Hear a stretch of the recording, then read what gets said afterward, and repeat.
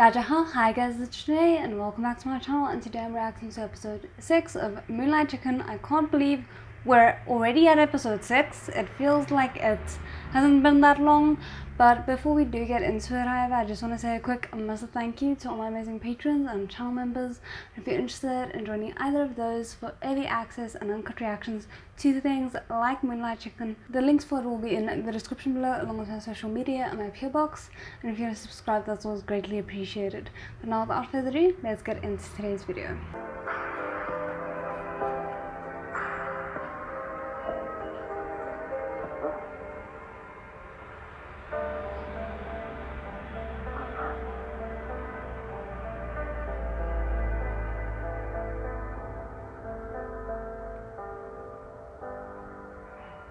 นี่คุณจ้องหน้าทุกคนที่มานอนด้วยแบบนี้ปะเนี่ยไม่นะ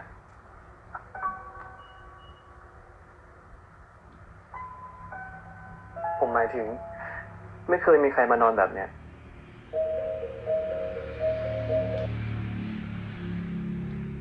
And he's done it how many times already? At least 3?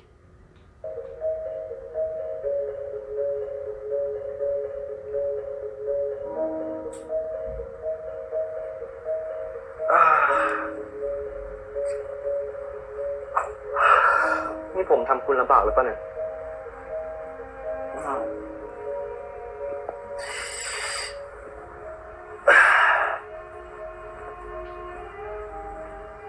เรื่องนอนพื้นน่ะหรอไม่เป็นไรหรอกผมนอนชินแล้ว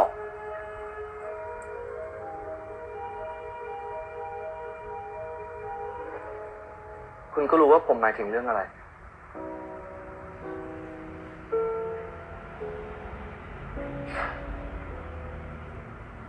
จริงๆแล้วอ่ะต้องขอบคุณด้วยซ้ำผมจะได้มุ่งออนจากเรื่องเขาสักทีไม่งั้นเนี่ยก็ต้องวนลูปแบบนี้ไปจนถึงเมื่อไหร่ก็ไม่รู้ Like it's an unfortunate situation of like if he didn't have a reason to leave him, เป็นเพราะผมใช่ไหม he might have stayed around ทำให้คุณ longer. ตัดสินใจแบบนี้ He needed that motivation. ผมบอกแล้วไงว่าผมเลิกเขาตั้งนานแล้ว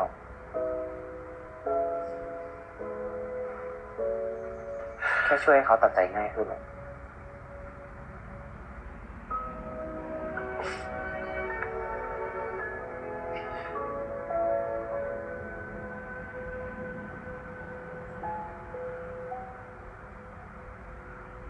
นี่คุณจะเอาไงต่อถ้าลุงไม่สะดวกผมไปนอนโรงแรมก็ได้นะนี่คุณลองใจผมเหรอแล้วอนุญาตให้ลองปะล่ะ I mean, at least they're kind of being open with each other about it. งั้นเอาเป็นว่าคุณอยู่ที่นี่ไปก่อนแล้วกัน ไว้ถ้าคุณได้ที่พักใหม่ไปว่ากัน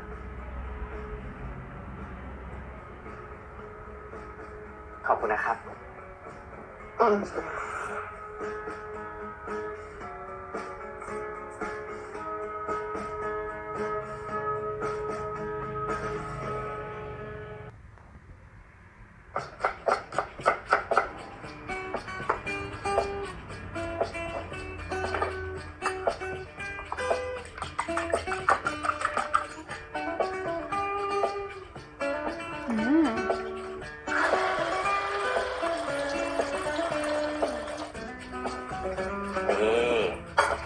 นี่เลยลุงไข่เจียวทหารเจียของโปรดผมเองเดี๋ยวตักให้ลุงลองชิมดู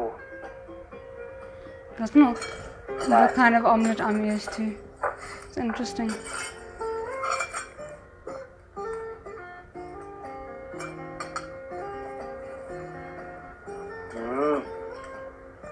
อร่อยนะ Good to know he can ถือ cook ว่าเป็น as การ well. ทำงานและค่าที่นอนแล้วกันนะ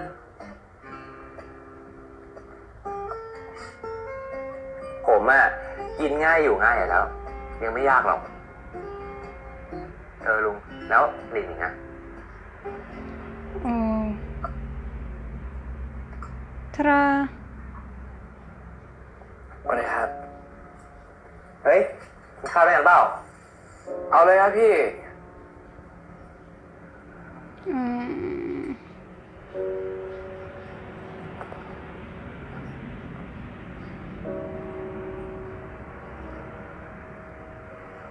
ใครหมดพอดีอ่ะไปกินข้าวด้วยกันนี่มาไม่เป็นไรลุงไม่กินเดี๋ยวออกไปข้างนอกนะเอ้ย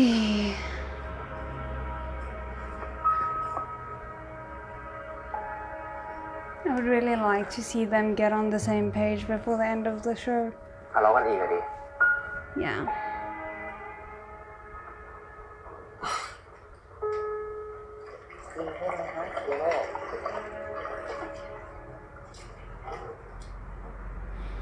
Ad time with the cutest cat. คุณว่าแมวมันจะกินอันไหน I miss my cat so much when สัตว์ I มันก็มีสัญ see ชาตญาณในการเลือกเหมือนกัน moments like this.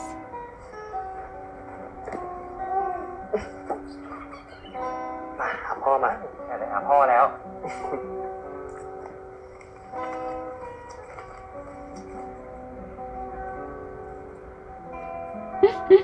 คิดว่ากินรสไหนดีครับ I kind of wonder because obviously certain countries have certain advertising standards that they need to go by. Like for example, in South Africa, you're not allowed to directly compare one brand to another brand. And it seems like with the Thai things, they really have to make it super obvious that it's an ad. Like even these ones where I would argue that they're of the less obvious variety that I have seen, they're still quite obvious and blatant. มีให้มันเลือกเนี่ยมันก็ไม่มีสิทธิ์เลือกปะก็เลือกอยู่ดีเลือกว่าจะกินหรือว่าไม่กิน Yeah. แต่ถ้าเกิดเป็นอันนี้กินแน่ใช่ไหมจิมโบ้มันหอมใช่ไหมจิมโบ้มันหอมมันอร่อยใช่ไหมจิมโบ้ Is it just me who thinks there was subtext there talking about Liming? แล้วเจ้าของมันล่ะครับไว้ใจหรือเปล่า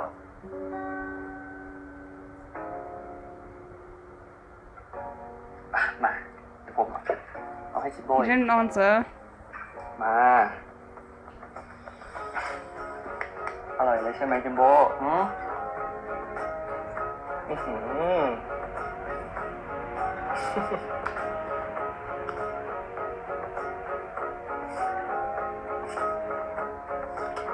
จิมโบ้ให้จิมโบ้กินไม่หยุดเลย The cat is so done.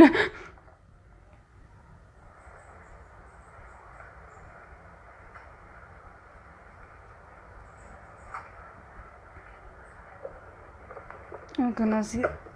are they even gonna allow him into the house at this point? เปล่าเลยครับ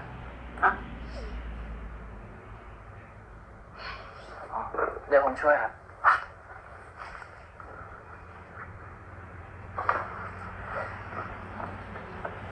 กระถางพวกนี้ผมเปลี่ยนให้วันก่อนนะครับ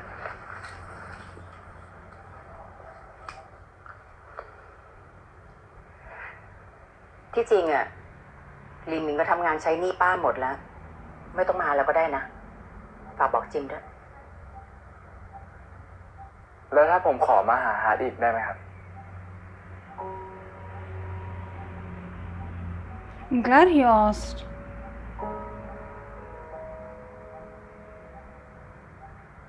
ผมขอโทษนะครับที่วันนั้นพาฮาร์ดออกไปข้างนอกแล้วไม่ได้บอกป้าไว้ก่อนนะครับ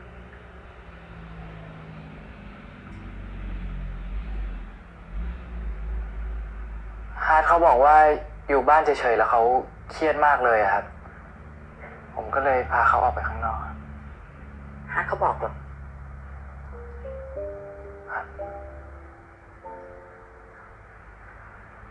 แล้วไปไหนกันก็ไปเดินห้างเดินเล่นกันแล้วก็ไปดูหนังกันด้วยครับดูหนังครับฮาร์ดเขาชอบดูหนังมากเลยนะครับส่วนใหญ่เขาจะดูพวกหนังฝรั่งครับเพราะว่าหนังไทยมันไม่ค่อยมีซับให้อ่านครับ It's interesting because again like I think I mentioned this in was it the first episode, how it was strange to me that it didn't have subtitles when these days, like, I'm so used to seeing subtitles everywhere, and I'm talking about English movies as well, because my parents often watch with subtitles on because my mom's hearing is not like the best, so it's easier for them like to supplement whenever they do like fail in hearing something or so on. So it's so strange to think that the Thai movies lack subtitles, just because it's in Thai, so why would you need subtitles?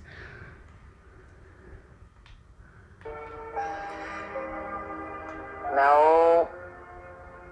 ที่จริงฮาร์ดเขาเป็นคนคุยเก่งมากๆเลยนะครับคุณป้ารู้จักโบสถ์เปาโลไหมครับ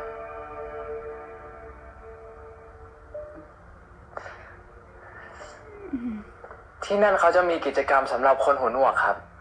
กิจกรรมเยอะมากเขาจะใช้ภาษามือกันฮาร์ดเขาก็คุยกับคนที่นั่นครับคุยเก่งมากๆเลยนะครับป้าอีกอย่างเขาดูแบบดูมีความสุขแบบมากๆเลยครับ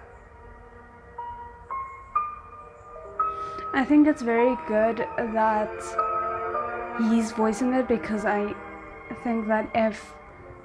Hart had felt like he could voice this before, he would have. And sometimes it's better to hear it from someone who's not the person themselves. Because he, like, Lee Ming is not gonna get emotional with her, whereas I wouldn't fault Hart for like trying to communicate the very same thing with her, but growing like frustrated and emotional because of the struggle to communicate. ป้าจะให้ลุงดาบไปส่งป้าจะได้ไม่ต้องเป็นห่วงอีก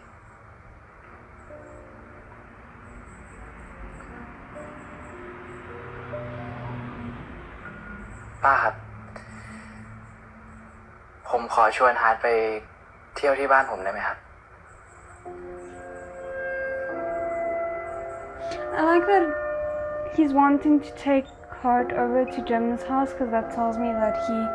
despite the fact that they are still arguing, he does want to kind of like introduce Hart to his side of things, and that includes Jim.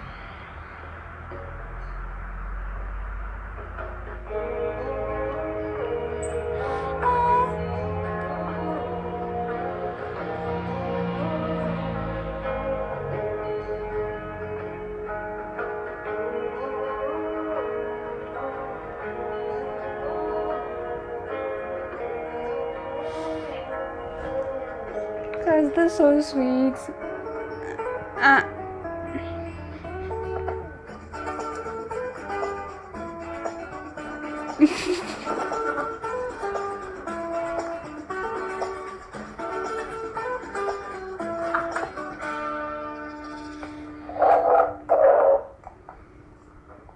วันเสาร์แล้วเนี่ยลุง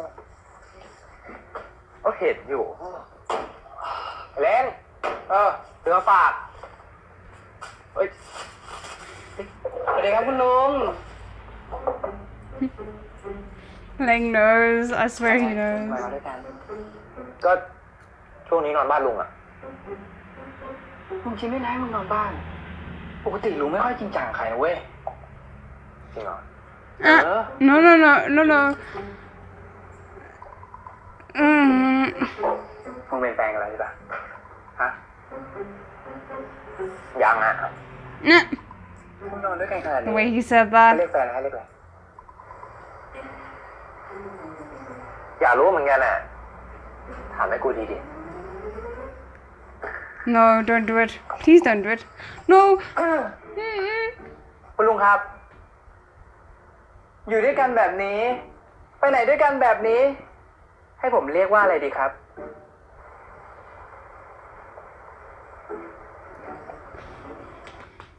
I'm kind of judging Moon right now. He is really pushing, and if it wasn't being treated so humorously, and if I didn't think that Jim could handle it and would not feel intruded upon because of it, I would be harsher on it. But it's kind of not okay. เพื่อนไงไม่มีปัญหาอะไรเลย You tell them. เฮ้ยกล้วยทอดลองชิมก่อน โอ้เยอะเลยว่ะโอ้ยอร่อยปะโอ้โหแต่ขอบใจไว้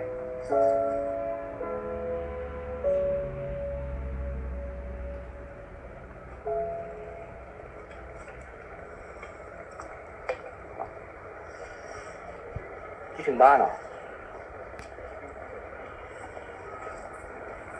นิดหน่อยผมไม่เคยถามคุณเลยว่าทำไมคุณถึงย้ายมาที่นี่ คุณอยู่กรุงเทพน่าจะดีอยู่แล้วนะกรุงเทพอะเนาะแยกกินแยกกันใช้จะตาย ถ้าทุกที่เจริญแบบกรุงเทพหมดคงไม่มีใครไปอาจอยู่ในนั้นหรอกเพราะอะไรอ่ะ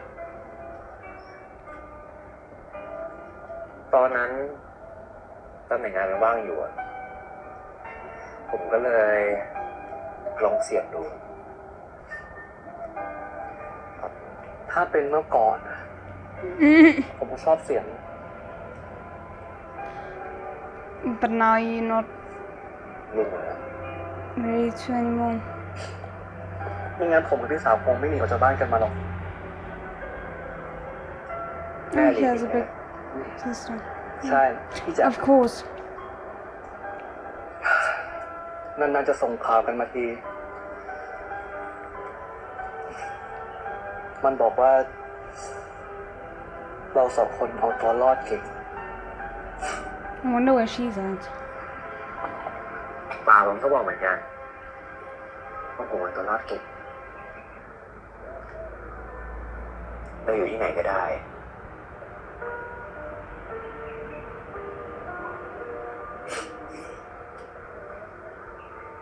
แต่แม่งก็เหงา Yeah, they say there's a difference between surviving and living. ถ้าเป็นไปได้ผมอยากมีบ้านที่มั่นคงเหมือนกันนะ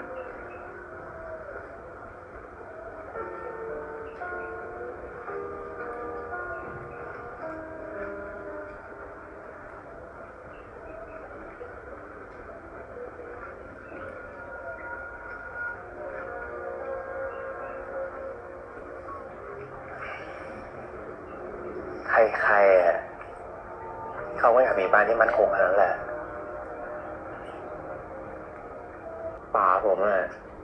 เขาเคยบอกว่าความรักก็เหมือนกับบ้านเนี่ยจะชอบหรือไม่ชอบก็ต้องลองเสี่ยงดูก่อนแต่ถ้าเกิดไม่ใช่ก็ต้องย้ายแต่ถ้าเกิดเจอที่ใช่แล้วคงไม่มีใครอยากย้ายคงจะอยู่บ้านที่ใช่ไปตลอดชีวิตนั่นแหละ Why does that sound so bittersweet?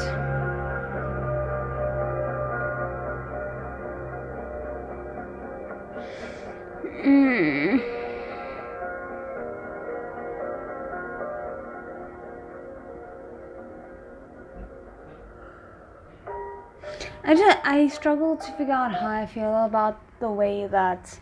Lynn is pushing Jim's boundaries, because it's once again that thing of, on the one hand, I don't agree with it. On the other hand,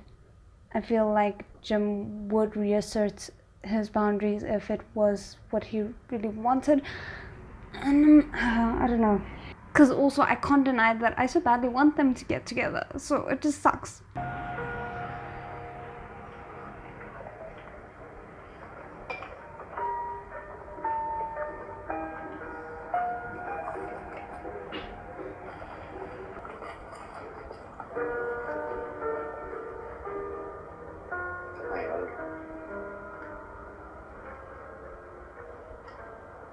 กำแพงลงแม่งส่งอะไรวะ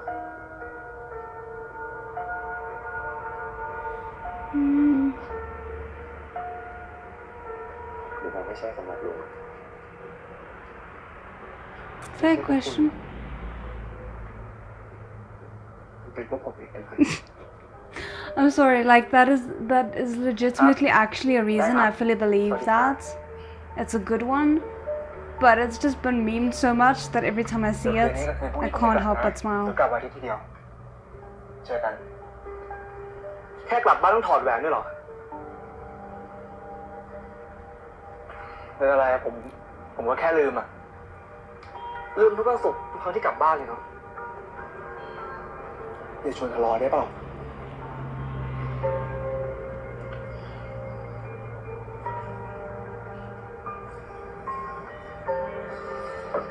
ใครโทรมารับดิเพื่อนอะไม่มีอะไรด่วนเพื่อนเหรอเพื่อนอะไรวะไหนขอดูดิถ้าเพื่อนอะเพื่อนคุณเพื่อนที่อะไรวะเพื่อนฉลองครบรอบมันด้วยอะถ้าใส่หัวเพื่อนไหนขอดูดิใจเย็นๆก่อนดิเดี๋ยวถึงบ้านค่อยคุยกันบ้านนี่บ้านไหนวะ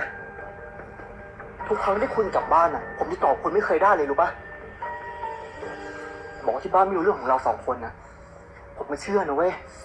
เชื่อคุณมาตลอดอะท้ายเป็นยังไงอะสุดท้ายแม่งผมก็โง่เองที่เชื่อคุณอะเป็นอะไรวะเลิกงี่เง่าก่อนได้ไหมงี่เง่าเหรอวะผมงี่เง่าเหรอให้ผมพูดนะว่าผู้หญิงคนนี้ชื่ออะไรผมอธิบายได้อธิบายไม่ต้องอธิบายแล้วคนพูดถึงผมนี่เงี่ยวดีพี่วันที่พี่ครับลงเรือไหมครับเรือหยอกแล้วลงครับแป๊บเดียวนะครับพี่ครับเฮ้ยคุณผมถึงก่อนแล้วผมโทรหานะผมอธิบายได้จะไปไหนก็ไปหัวบี To me, it's kind of already a red flag that he didn't really answer the question about who is it that's calling. Like, if it's a friend, just give a name. ครับผมขอแป๊บเดียวพี่แป๊บเดียวให้ผมเล่นได้พี่แป๊บเดียวนะครับอะไรครับเลยออกแล้วครับเดี๋ยวผมถึงบ้านเลยออกแล้วครับเร็วเลยครับเร็วเลยครับเร็วเลย Nah. ขอบคุณครับพี่ระวังครับไปเฮ้ยว่า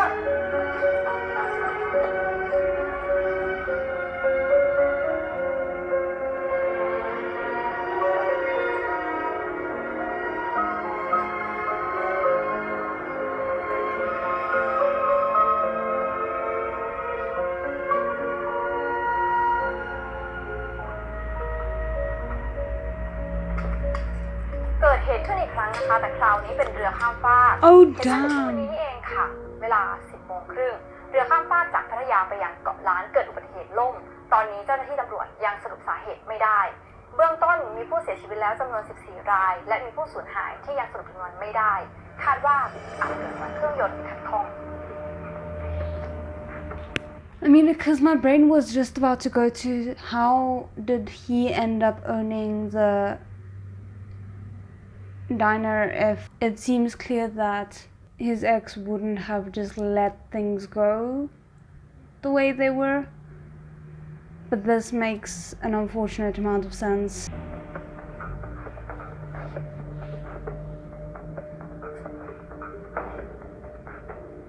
And weirdly enough, it kind of fits in with what I theorized at the start of the show, of him not wanting to let go of the diner because it was the last piece of a lost love.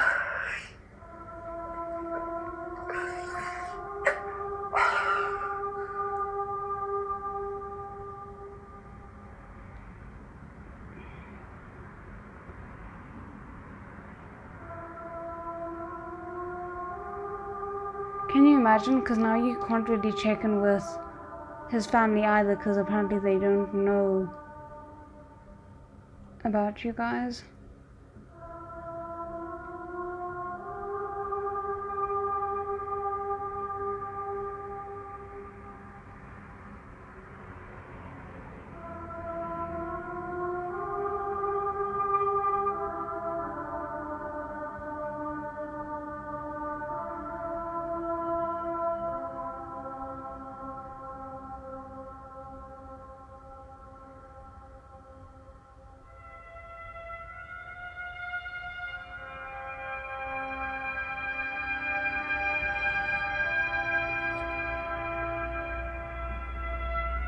This just got really heavy.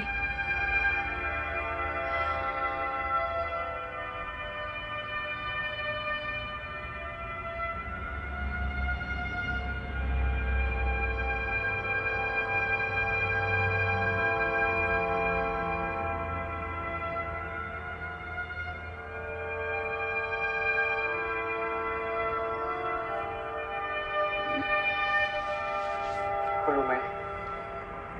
ทุกครั้งที่ผมมาที่นี่คิดอะไร ผมคิดว่าถ้าวันนั้นน่ะ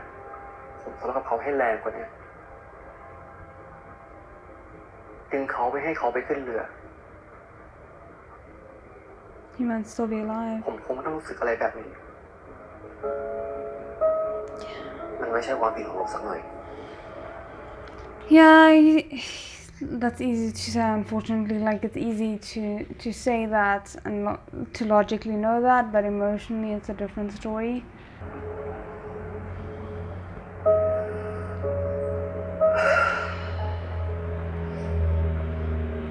อาจจะรู้ก็ได้ว่าเรื่องทั้งหมดมันคืออะไร ผู้หญิงคนนั้นเขาเป็นใคร แล้วผมผิดจริงหรือเปล่า ผมไปแย่งเขามาหรือเปล่า นี่ผมไม่รู้เลยคุณ ไม่รู้แม้กระทั่งว่าความรู้สึกที่เราอยู่ด้วยกันมาตลอด มันจริงหรือเปล่า And so I really hope it doesn't come out that she was just like his sister or something like that. Because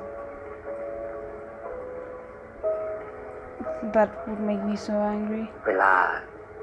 But I don't think it is, unfortunately. จะทำให้ทุกอย่างดีขึ้นเอง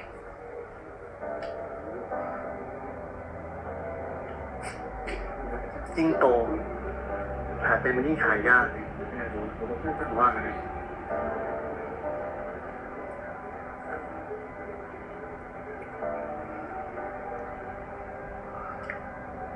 ผมเสียใจด้วยนะลุง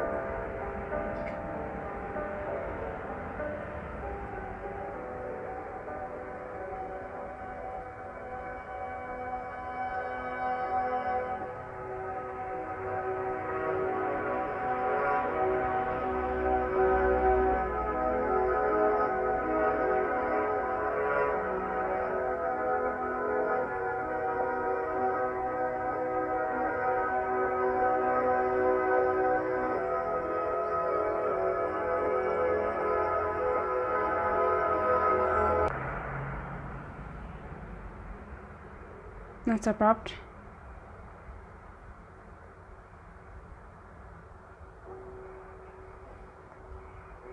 ผมว่าคุณไปยื่นกู้ที่อื่นนะครับหมายความว่าไงครับ คุณกู้ไม่ผ่านเหรอเปล่าครับ ถ้ากู้ก็น่าจะผ่าน แต่ผมแยกแยะเรื่องงานกับเรื่องส่วนตัวไม่ได้ครับ ผมว่าคุณไปยื่นที่สาขาอื่นไม่ก็ธนาคารอื่นดูนะครับ นี่นามบัตรของฝ่ายสินเชื่อตลาดนาเกลือครับ คุณลองโทรไปคุยดูแล้วกัน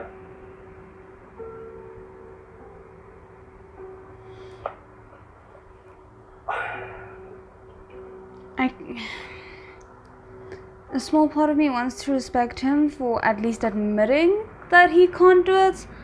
but it's still just so crappy of him to do that.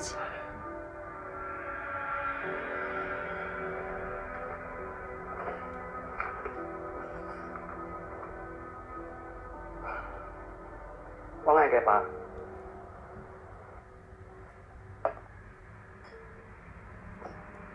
Oh wow. ฮัลโหลใช่มาก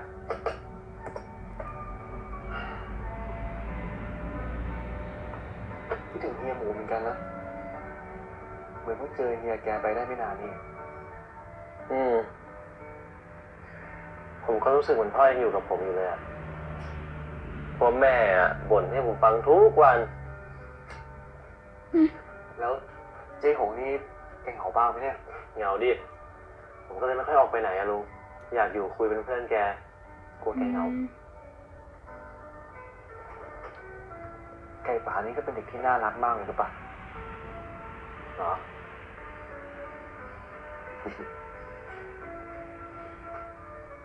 พ่อเคยเล่าให้ฟังด้วยนะลุง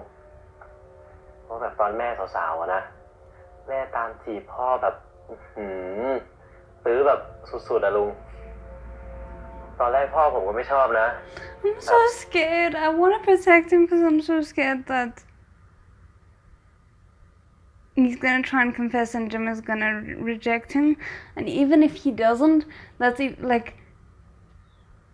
And the worst part is like that is the best scenario. The best scenario is Jim rejecting him, because if Jim accepts him right now, I don't think it's gonna be for the right reasons.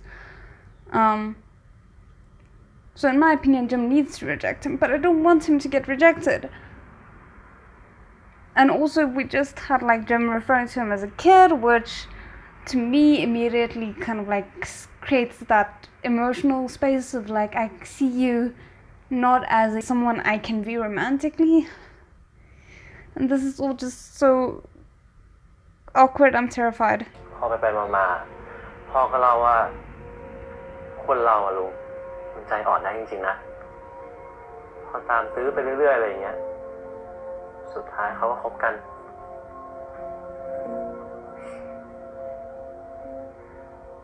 ลุงว่าถ้าเราตื้อคนที่เราชอบไปเรื่อยๆอะ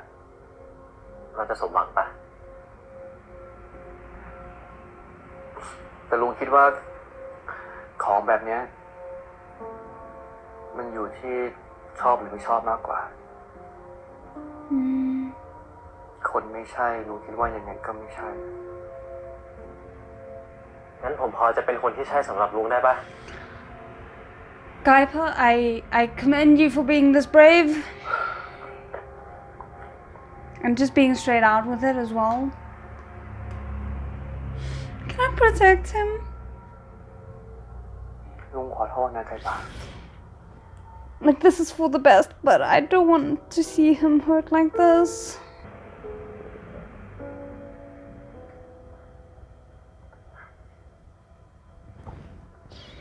ผมก็พูดไปงั้นแหละลุง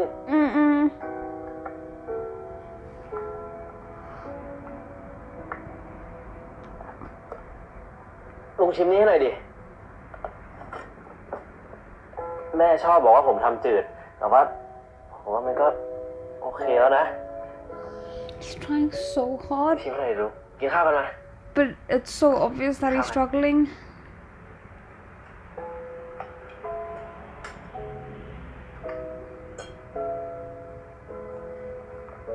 I think he needs wine.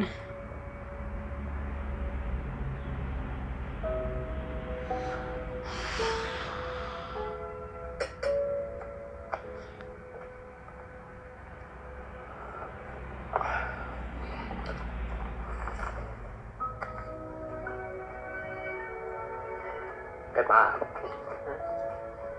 ลุงเอาโฉนดมาคืนลุงคิดว่าไม่น่าจะใช้มันละ เฮ้ยลุงมันคือมันไม่เกี่ยวกันเลยนะลุงผมอยากช่วยลุงจริงๆนะ No, but he was ผ planning ม on ไม่ doing ได้ it ช่วยเพราะ before. อยากให้ลุงมาชอบผม มันไม่เกี่ยวกันจริงๆนะลุง ไม่ใช่หรอกไก่ป่าลุงว่าลุงจะไปยืมโฉนดพี่สาวของลุงเองไงก็เป็นญาติกันน่าจะพูดผ่านง่ายกว่า Well, that actually makes sense. But even though I really like the Moonlight Chicken Diner, I actually think ultimately it might need to close.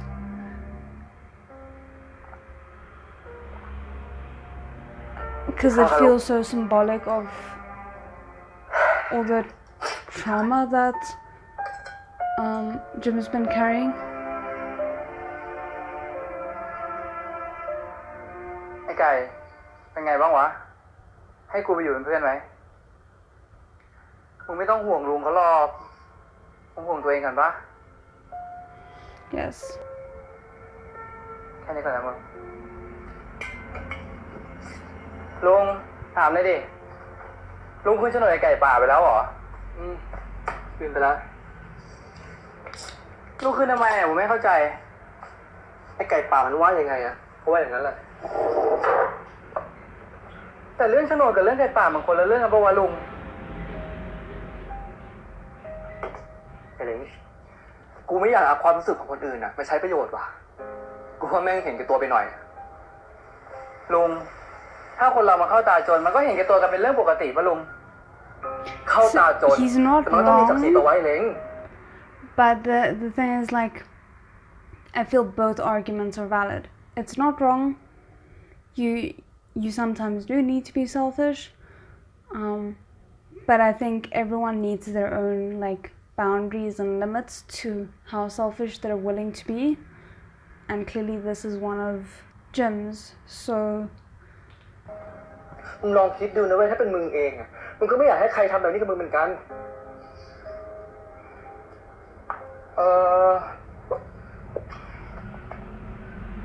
แล้วนี้เอาไงต่อจะหาเงินที่ไหนมาจ่ายเขาวะ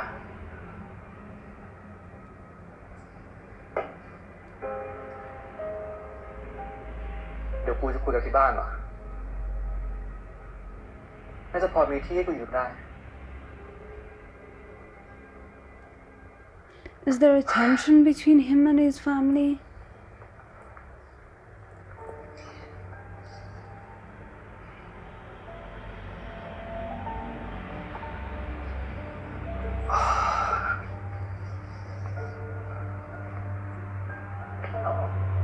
โกรธเ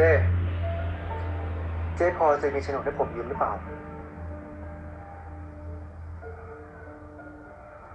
ผมอยากได้เงินสักก้อนหนึ่ง That probably took a lot of guts for him. ลุงเอาอย่างนี้กลับบ้านก่อนผมอะช่วงปลายปีอะคนเขาก็ไปหาอะไรกินดีๆกันหมดอะ4 ทุ่มที่ร้านก็แทบไม่เหลือคนแล้วแล้วลุงคิดไงจัดบ้านต้อนรับปีใหม่เนี่ยเพื่อชีวิตมันจะดีขึ้นมาบ้าง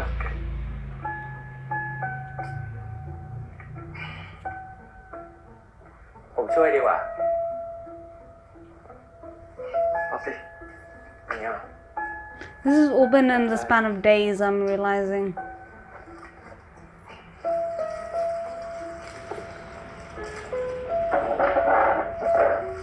อันนี้ไหม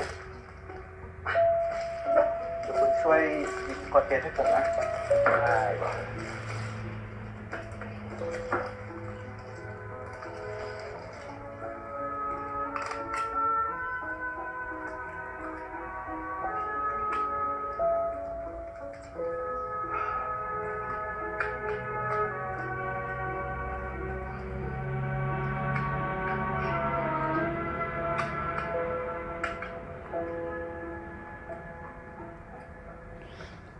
This man pushes boundaries.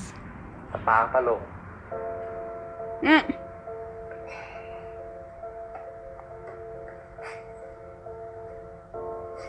นี่ไงแค่จัดบ้านก็มีอะไรดีแล้ว ไม่เอาหน้า เราคุยกันแล้วไง โอเคตรงมานี่ลุง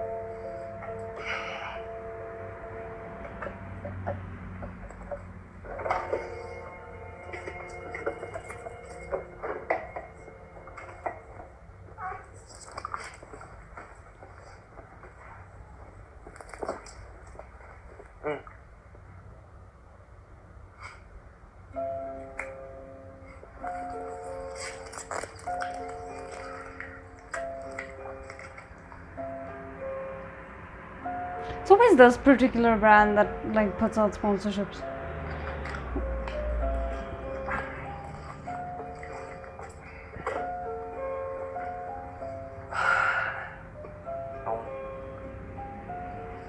เอาน้ำตักดิ เอาสิ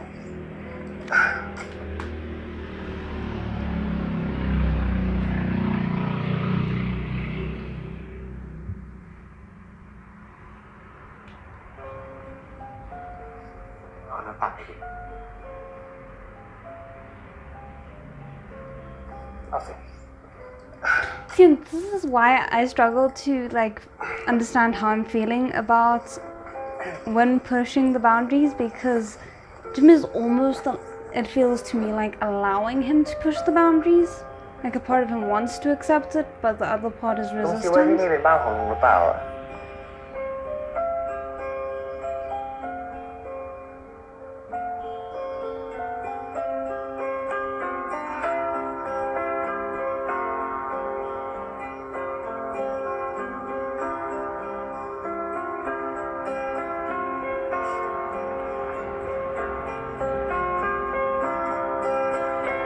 Come on.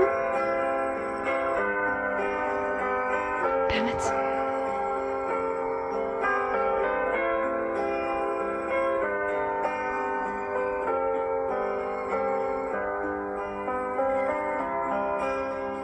That's such a beautiful shot.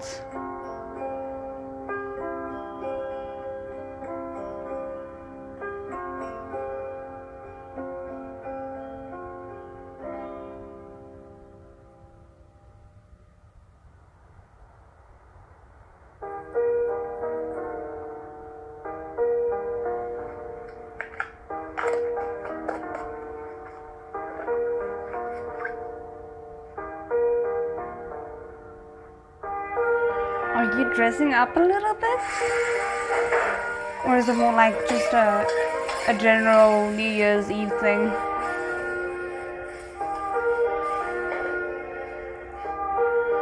ลุงทำอะไรแต่เช้าลุงหอมเชียร์ คุณหิวเหรอ เปล่าอ่ะ ได้ยินเสียงก็เลยเดินมาดูอ่ะ วันนี้ผมจะไปวัดอ่ะ เลยทำกับข้าวไปถวายเพลง แล้วทำไมไม่ชวน ผมเห็นว่าวันนี้วันหยุดอ่ะ เลยคิดว่าคุณน่าจะอยากนอนพัก ไปด้วยเพลงเนี้ยผมก็เข้าวัดทำบุญนะลุง เปล่าอ่ะ ได้ยินเสียงก็เลยเดินมาดูอ่ะ วันนี้ผมจะไปวัดอ่ะ เลยทำกับข้าวไปถวายเพลง แล้วทำไมไม่ชวน ผมเห็นว่าวันนี้วันหยุดอ่ะ เลยคิดว่าคุณน่าจะอยากนอนพัก ไปด้วยเพลงเนี้ยผมก็เข้าวัดทำบุญนะลุง ลุง งั้นเดี๋ยวลุงรอผมแป๊บนึงขอไปอาบน้ำก่อนโอเคปะ อ่ะ ได้ So I'm assuming that's why he's dressed nicely as for the temple.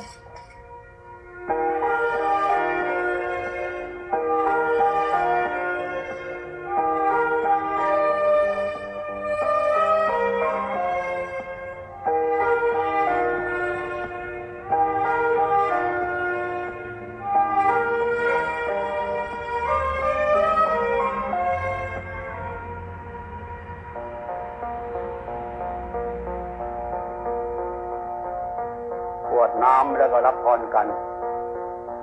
ยะถาวริวหาปุราปริปุเรนติสาคารังเอวะเมวะอิโตทินังเปตานังอุปปติ I was wondering if he would get like flashbacks. I'm kind of glad he didn't.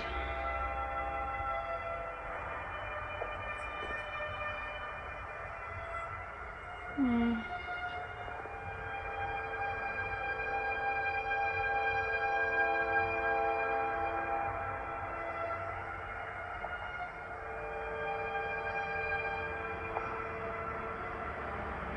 เขายังอายุน้อยอยู่เลยนะลุง Yeah.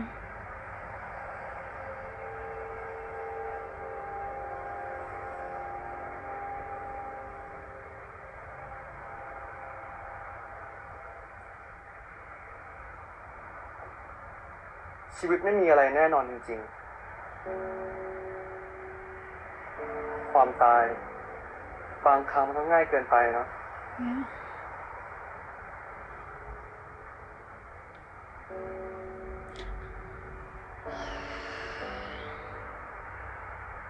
คนอยู่ต่างหากที่ยากกว่า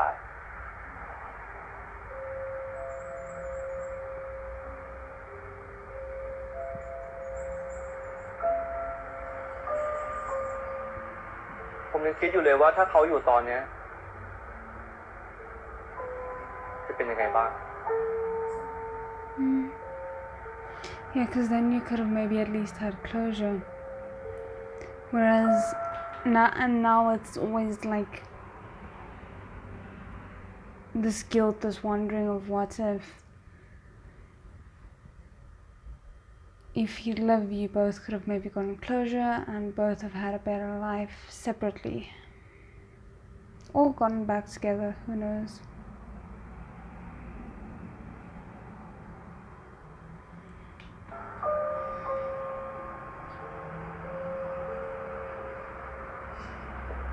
ลุงแล้วลุงเจอผู้หญิงคนนั้นหรือยังครับ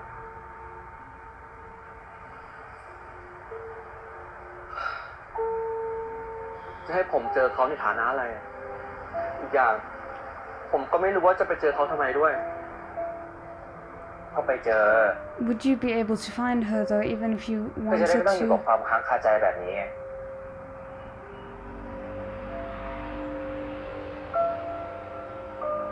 I don't know if that would just make things worse though. Like if it would just dredge up all the hurt again.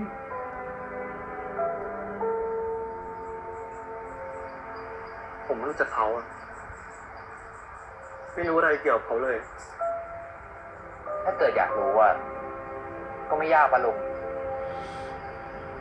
I would argue that it would probably be very hard. ลุงยังมี Facebook ที่ดีไหม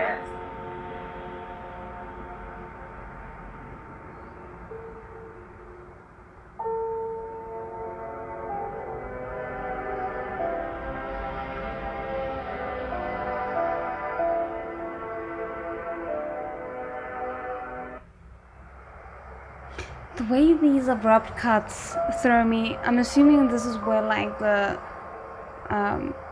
sections ended.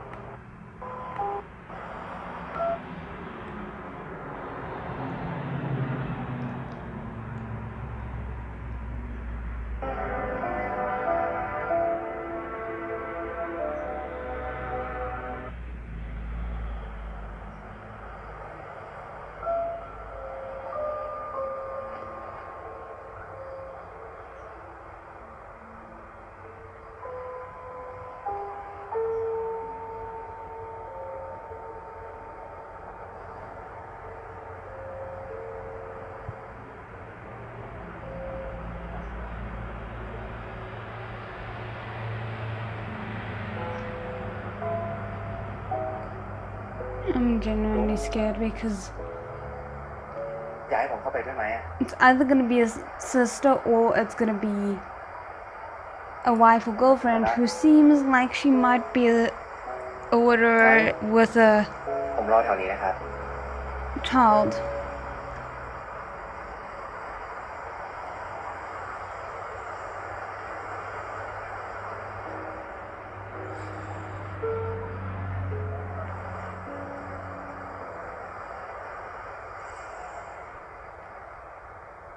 เมื่อวันก่อน ผมไปทำบุญให้บีมมา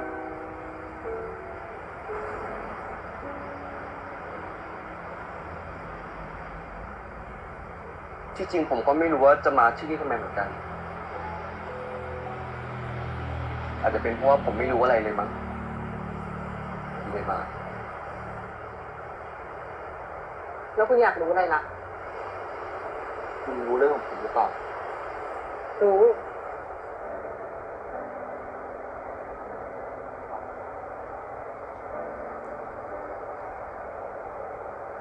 เรากับบีมคบกันตั้งแต่มหาลัยอ่ะป้าสนิทกันญาติผู้ใหญ่ก็เลยแนะนำครอบครัวคนจีนนะ กินข้าวดูตัว แล้วก็เป็นแฟนกันอ่ะ Mm-hmm. นี่ก็แสดงว่า ผมมาทีหลัง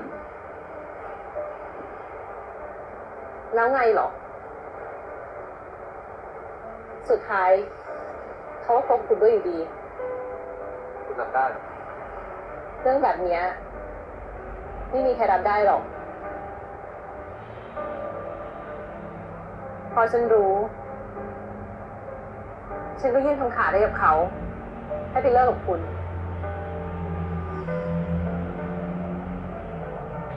But he never did.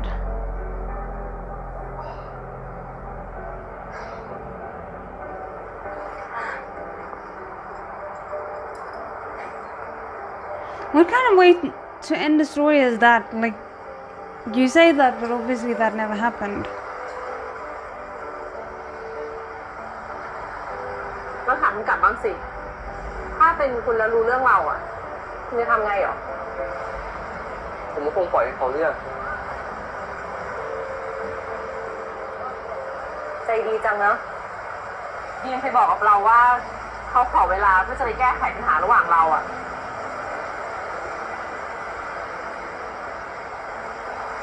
นี่แปลว่าเขาอยากเลิกกับผม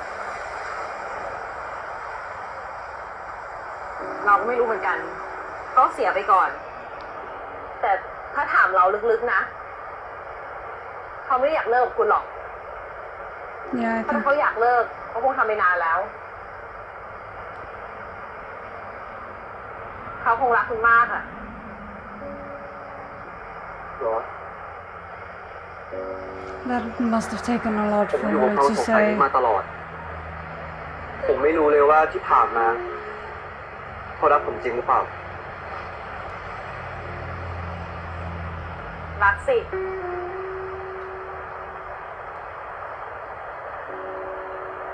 แต่คุณไม่เชื่อใช่ปะล่ะ ถ้าเราบอกว่าบีมไม่รักคุณ คนรักที่ไหนเขาทำแบบนี้กันล่ะ คุณก็ไม่เชื่ออยู่ดีต้องตอบเป็นแบบไหน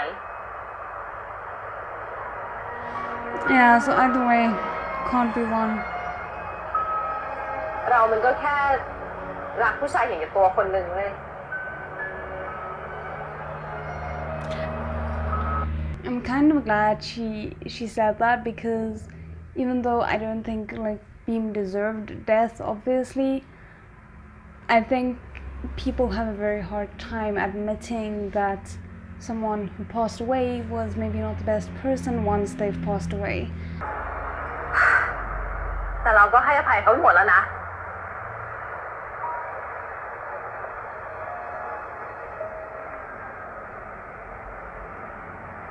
เราไม่รู้ว่านี่คือคำตอบที่คุณกำลังตามหาหรือเปล่านะ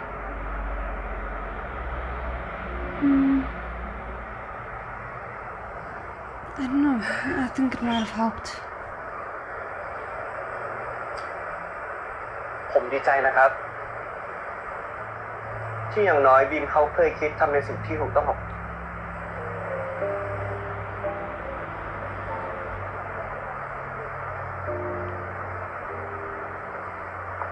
าม่าค่ะเราไปอยากให้มาม่าไประบายสีด้วยกันต่อ โอเคจ้ะแต่ว่าก่อนอื่นต้องสวัสดีคุณลุงก่อนนะ สวัสดีค่ะลุง โอเค มาตามไปนะ ค่ะ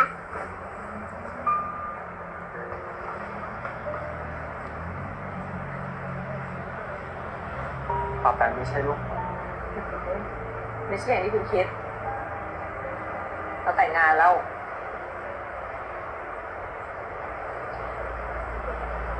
แล้วคุณล่ะ ยังทำร้านข้าวมันไก่อยู่ปะ ครับ เหมือนเดิมครับ She knows so much about him.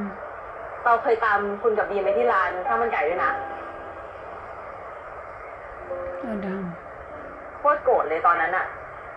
แล้วที่แม่งยิ่งเจ็บคือ เราไม่เคยได้ยินคำขอโทษจากเขาเลยอะแต่จะไปเอาอะไรกับคนที่ตายไปแล้วอะ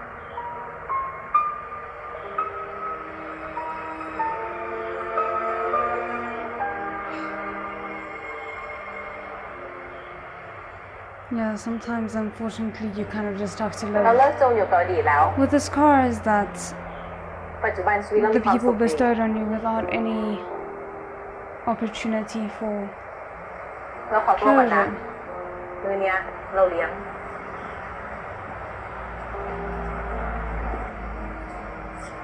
ดูข้าวตรงนี้ก่อนเด้ออันนี้คืออะไรไหนบอกมาสิ ใช่ เ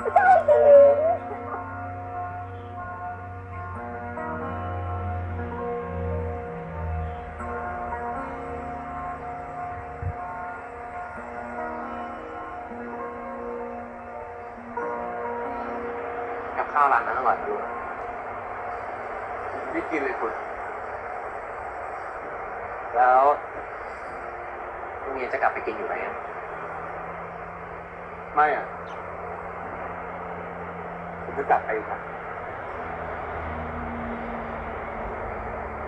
Can we read subtext into that? Is that allowed? ไม่เราหรือขนาดป่านนี้คงรู้จะเป็นยังไงบ้าง ลุงก็จะอดมีพนักงานสารพัดประโยชน์ที่คอยช่วยเหลือลุงด้วยแบบนี้ลุงต้องให้รางวัลตำแหน่งพนักงานดีเด่นหรือเปล่า เอาดิ Definitely. อันดับหนึ่งคุณอันดับสองนี่เล้งอันดับสามก็ไอริน Wow. ร้านของผมก็มีกันอยู่แค่นี้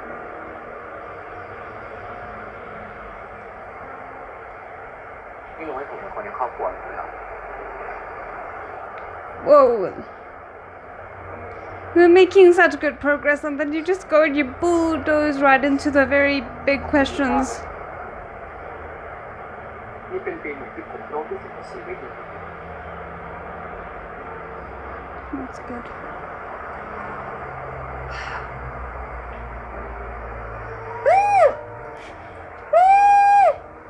That's a beautiful shots as well.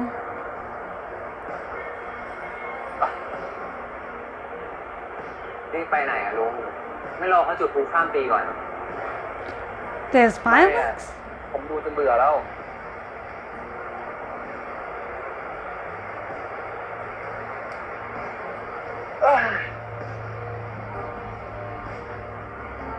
ไปสวดผมข้ามปีกันดีกว่า โห อะไรของลุงเนี่ย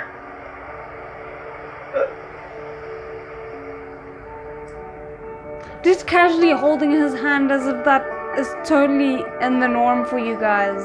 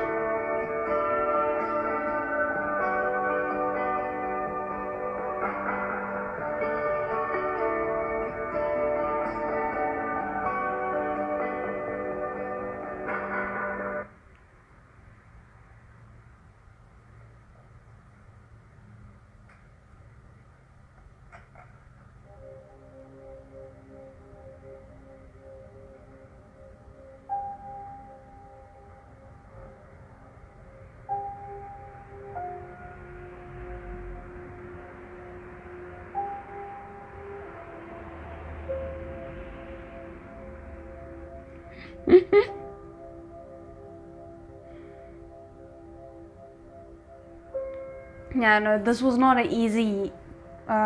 thing to get to this point. Don't minimize that.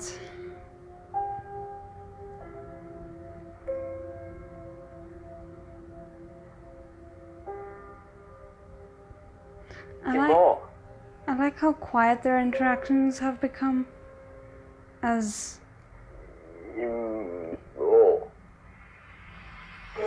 เฮ้ย มึงพูด ได้เหรอ เฮ้ยมึงพูดได้เหรอ Okay, hold on. Before we process that, so what I was gonna say is that I kind of like how quiet their like communication and like just existing around each other have become, because I feel like it's a sign of Li Ming's progress. Because I think before he was still like saying things out loud and so on because he needed that, because he wasn't yet fully comfortable communicating in sign, and the fact that he's not like using that as a crutch anymore, to me seems like it shows his progress. เหรอ มึง พูด ให้ ฟังหน่อย อยากฟัง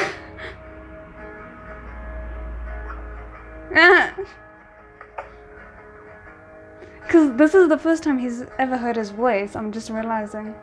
กูอยากได้ยินเสียงมึงอะ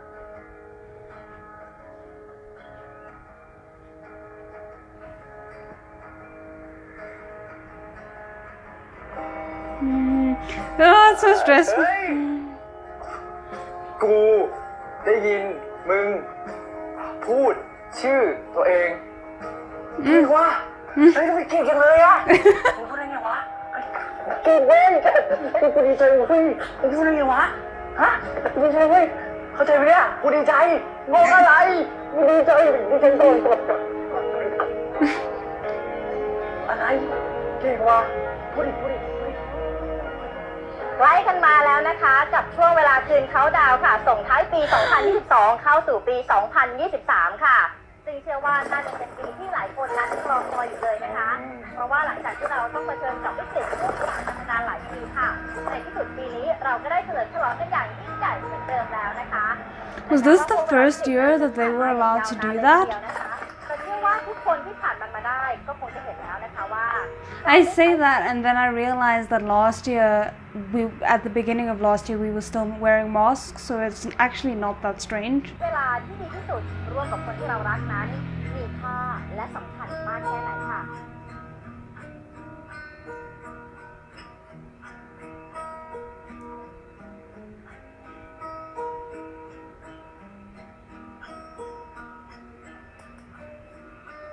เมื่อก่อนมึง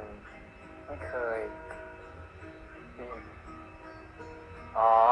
เมื่อก่อนมึงไม่เคยเขาดาวน์ปีใหม่กับใครมาก่อนเลยแล้วกู Is he saying something that we're missing because Li Ming is missing ลุง it? พรุ่งนี้ไปศาลเจ้ามันปะจะได้ไปกินส้มปีใหม่รับสิริมงคลกันไง I'm so sorry, my neighbors are doing something that's making a lot of noise. ก็ดีงั้นลุงก็ชวนลีหนิงไปเลยดิ Hmm. ไปชวนเองเหรอถ้าให้ผมชวนมันคงไม่ไปหรอก โอเค Oh goodness, the layers of that. เฮ้ยใกล้ถึงเวลาแล้ว และตอนนี้ค่ะ เวลาเขาดาวน์เริ่มนับถอยหลังแล้วนะคะ เรามานับถอยหลังเขาดาวน์มาพร้อมๆกันค่ะ นับ 10 9 8 7 6 5 4 3 2 1 อาปีนี้ค่ะสวัสดีปีใหม่ค่ะ ขอให้เป็นปีที่ดีของทุกคนนะคะ เย้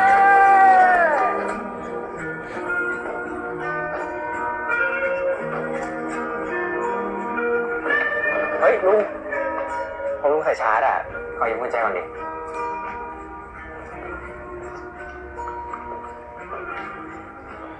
ฮัลโหลครับ Oh no, what's gonna go wrong?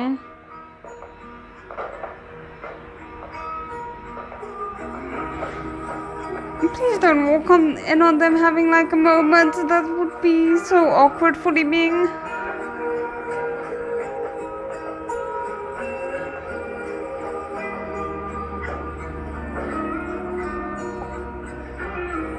Damn it! That's so cute, but damn it! Please, just back away slowly. Please, just back away slowly. Please don't make it awkward for them. Back away slowly. Come on, come on, come on.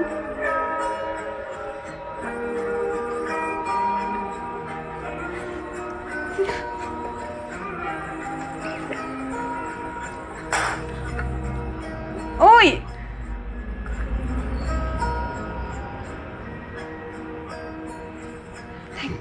Thank you, Jim. Thank you so much. ลุง Oh no, How he, may long man why do you... อะไรเกิดอุบัติเหตุอ่ะ Of course.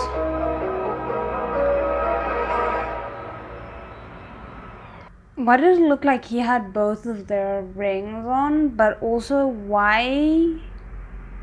did Jim seem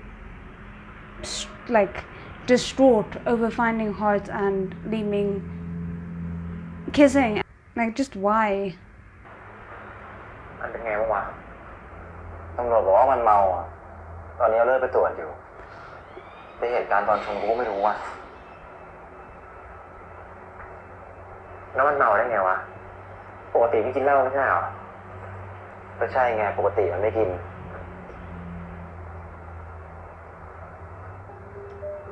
But it's your first New Year part.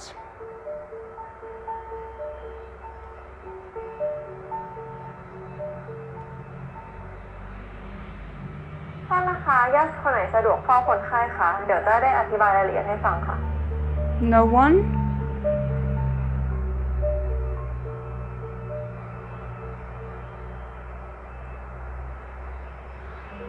Oh, this is very frustrating because there's so many levels of this that's wrong. Number one, it's gonna force Win back into a position that he just escaped from. Number two, it's gonna close Jim off again because he's gonna be like, you almost lost Alan the way I had lost my ex. I don't want you to feel the same way that I did, so we're not gonna do this and you need to take care of him.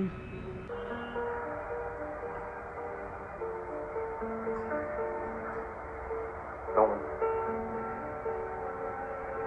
ผมว่าควรจะอยู่นะ ถ้าเป็นผมอ่ะ ผมคงจะอยู่เหมือนกัน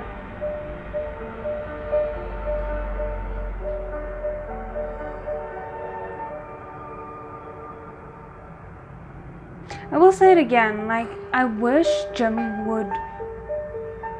show a little bit more from his side that he's as interested in Win as Win is in him, because it's moments like this where that would be important. No spoilers. Like, the thing is, it can't just always be Win giving. It needs to be reciprocal. And I wish we could see a bit more of that reciprocation despite Jim's misgivings about actually being in a relationship with Win. Like, for example, the hand in the hair while he was sleeping on his lap. Those kinds of moments, you know, where you just kind of get the reaffirmation that no, he might be pushing away because he thinks it's best, but he does, like, crave that. So, anyway. Gotta say, I'm not necessarily that surprised about Alan getting into an accident. I did not have it on my bingo card as such, but I mean, it's about time for the big, like, obstacle before the climax. So, as I said, unfortunately not surprised. Grateful to Jim for leaving the room when he saw that Hart and Li Ming were having a moment, because like that would have been like a level of complicated that would just be so unnecessary. And I just also kind of loved the way that their moment played out, because it was so effortless. I don't know, they both were so on the same page about it, and the like flow between friendship and like romance is so smooth and just so wholesome. And I love it because it's such a sharp contrast to Jim and Win's relationship. Like, it doesn't necessarily need to have been a sharp contrast to their relationship to have worked, but the fact that it is, and it's so beautifully portrayed. And as I said, it feels like they have a very effortless relationship. They just get each other and they're just so on the same page about it that it's just so like pleasant to watch, because not all relationships have to have all the obstacles that Win and Jim's relationship does. Some relationships do have that and it's fine, but it is really nice to just see both sides represented equally and in good light. So yeah, I don't know, I really enjoyed it. I hope you guys did too, and let me know what you thought, and otherwise I'll see you guys in the next one. 再见